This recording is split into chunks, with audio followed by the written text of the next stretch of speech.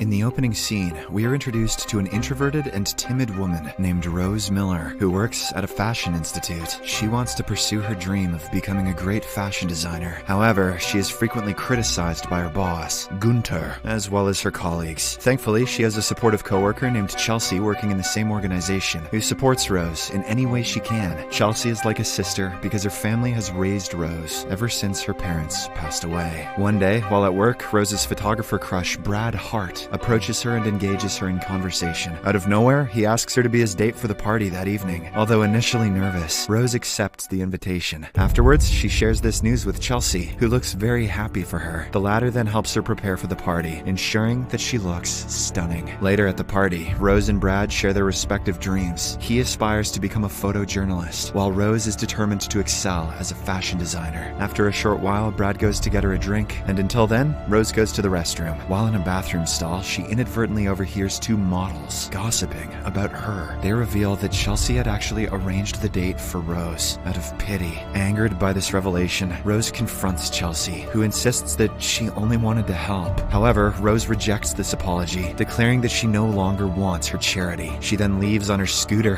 angrily. Hard to look cool doing that. Only to meet a traumatic accident on the road.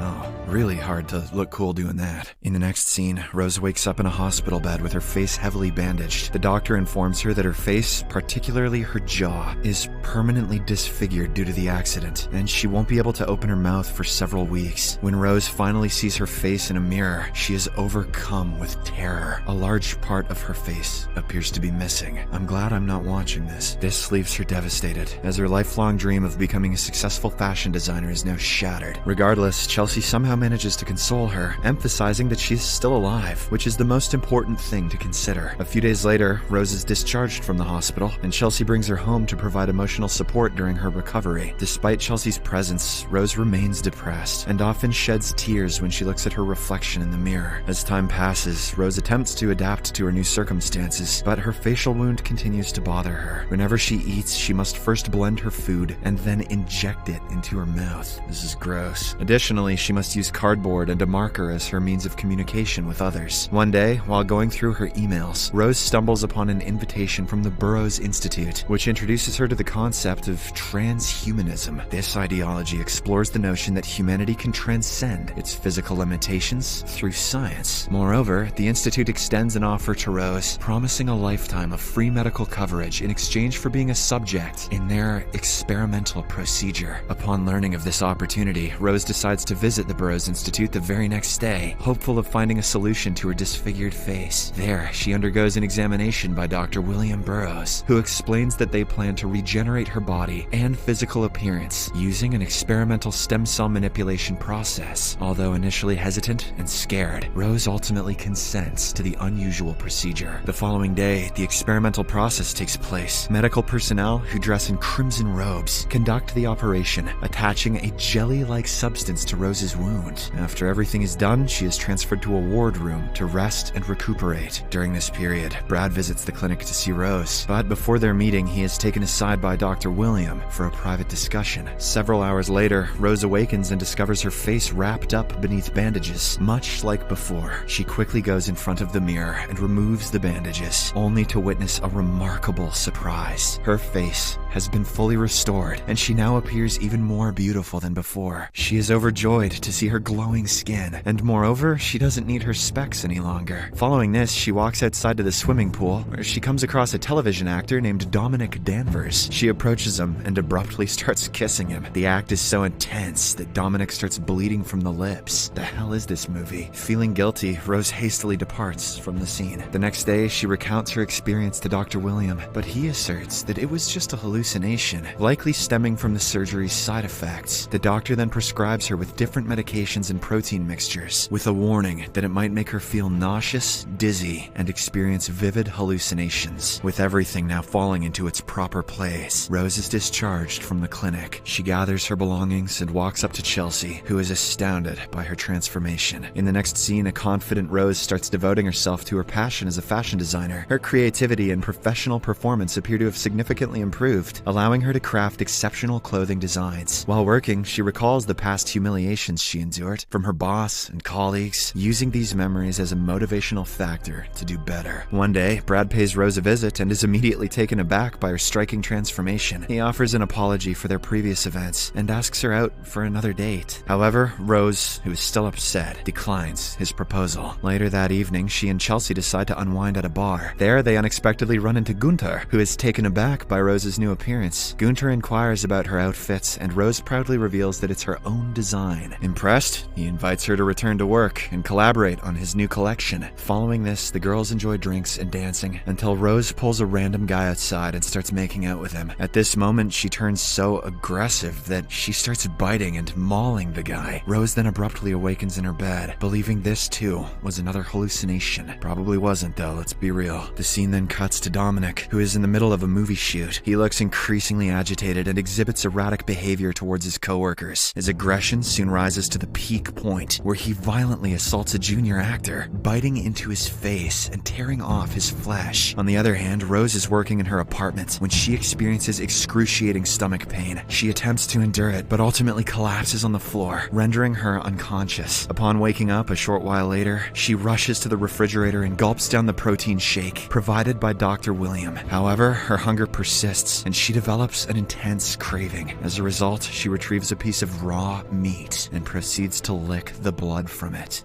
Oh, ew.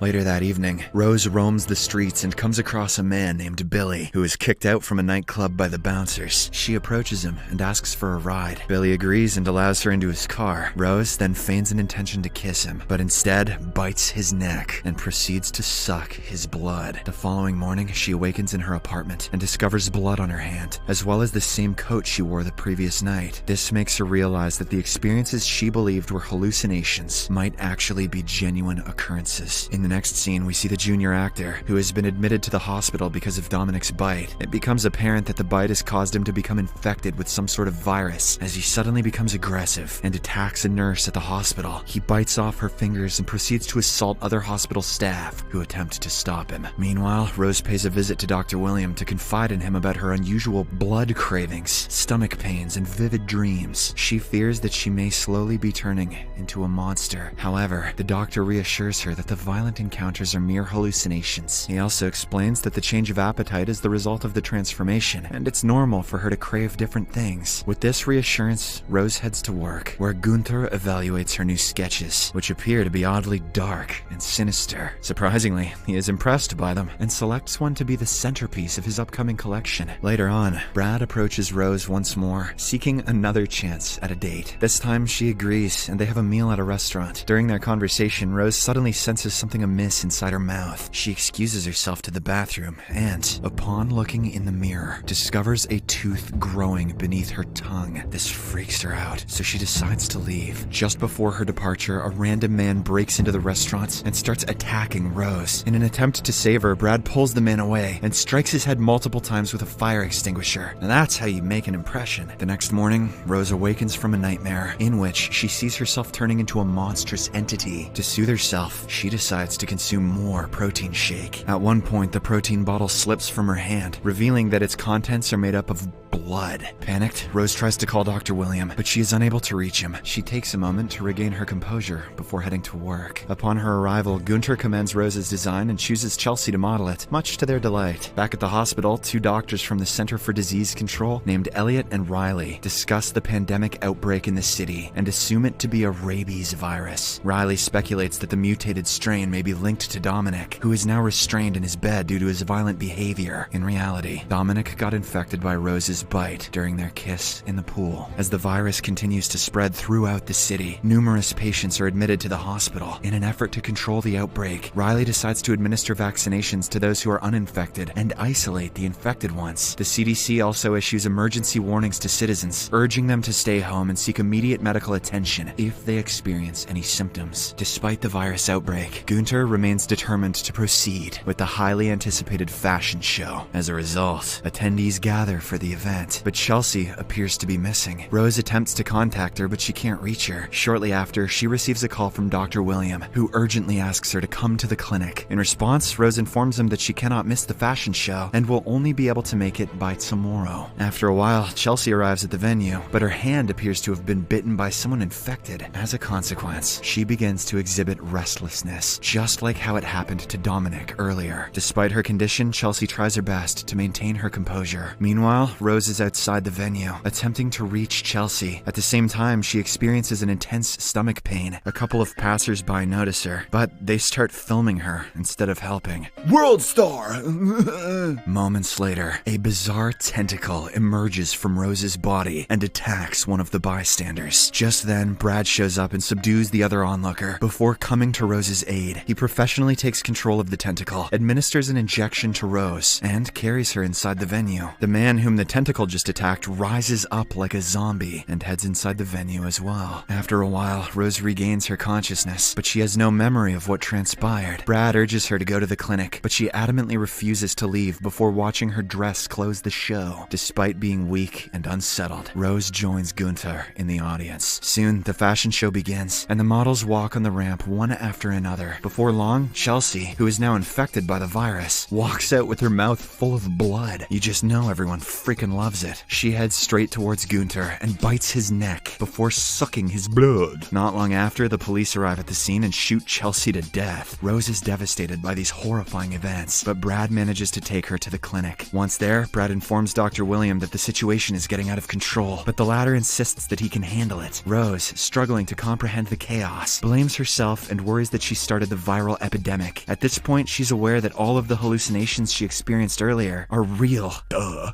Despite this, Dr. William asserts that he can cure death through Rose. He then locks the couple in a room and monitors them through a glass panel. At this very moment, the doctor reveals that he hired Brad to keep an eye on Rose outside the clinic. Brad agreed to do this because Rose's transformation would provide a great story for his photojournalism. Hearing this, the poor girl feels betrayed again, though Brad still attempts to justify his actions, stating that he did it to protect her. Shortly after, Dr. Williams activates a button, releasing a spray of blood onto Brad. This tempts Rose immensely, and despite her best efforts to control herself, she eventually kills him with her tentacles. How's that for photojournalism, douchebag? After the tragic act, Rose grabs a knife and commits the unthinkable. Meanwhile, news reports state that the outbreak has been contained, and all infected subjects have been euthanized. It turns out that the officials have failed to identify a specific cause, and simply reclassified the epidemic as a flu outbreak, likely started by aardvarks or some shit. In the final scene, we see Dr. William prepare a fresh blood protein solution and a plate of raw meat, which he brings to Rose. She is still alive. It turns out the doctor has revived her by repeating the stem cell manipulation therapy. Rose pounds on the glass door in fury, claiming that he can't play God. However, the doctor stands still, wearing an evil smile.